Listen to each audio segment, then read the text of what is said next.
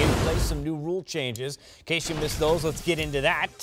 NBA Board of Governors puts this out. Trade deadline moved up 10 days. And the most important thing is you notice the changes in timeouts. 7 per, all non-mandatory team timeouts, 75 seconds, so you don't have the 20s anymore. And then most importantly, maybe even the limit to 2 timeouts after the 3-minute mark. Let's talk from a coaching perspective. What's the impact of the changes that were made yesterday? You know, this is key.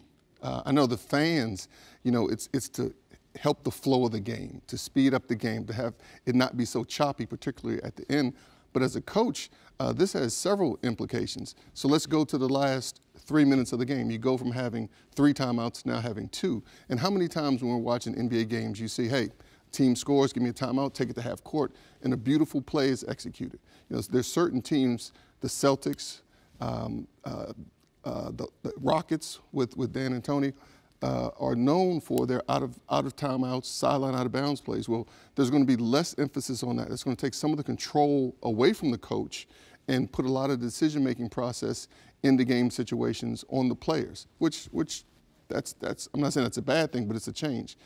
The other thing, not looking at the end of game situation, but looking at during the course of the game, so many coaches want to steal some rest for your star player, for your guy that's going to play high minutes either just before or just after a timeout.